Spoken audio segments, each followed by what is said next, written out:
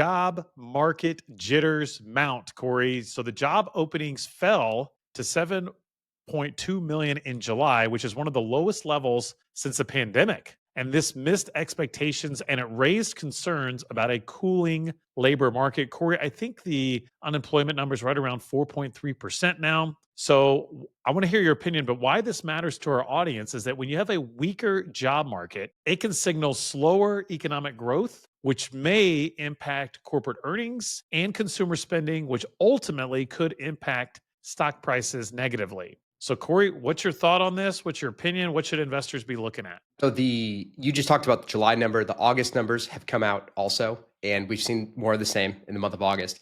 And really interestingly, Jake, the revisions that were just made for 2024, over 900,000 jobs that were created in 2024 were basically revised downward. So basically half of the jobs that were created in 2024, it turns out, weren't actually created. So why all of this matters is, well, one, obviously what you just talked about, Jake, what it means for the market. But two, it seems a little crazy to me that these numbers and this data can be that flawed, that these numbers can be off so much. Are you one of these people that doesn't believe in the data that the government reports? Are you one of those people? I am now, because I found out how wrong they've been about it.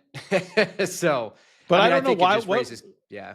Why would they report it wrong, though? I mean, some of these people are conspiracy theorists, like, oh, you can't believe the data. It's wrong. It's fake. It's false. But, like, okay, my point is, like, then why does the data even matter then? If you don't believe, Good and question. I'm not saying this to you specifically Yeah. necessarily, but if people don't believe the data is real, then are you suggesting we shouldn't even pay attention to it? Because some people will say, Corey, that the 4.3% unemployment rate, that's fake too. Right. No, So, I agree. so I going to agree your with you that point, people though, say so that. you said, all right, so the data's changed, it's been revised. Yes. So what? So what's it matter to our audience? So why it matters to our audience is that I think if you're making decisions in your own financial situation or in your own life based upon headlines, which really you shouldn't do in the first place, this is just proving, and this is just showing us that headlines are one thing, reality is another.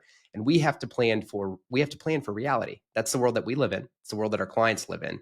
And that's why you want to build a financial plan that holds up through different environments, but recognize that, what the headlines look like, the data can change. The facts ultimately can change. That's what we're seeing right now. But I find it very curious that the data can be so wrong. And I think that it just actually creates an environment where people do question things more, to your point, Jake.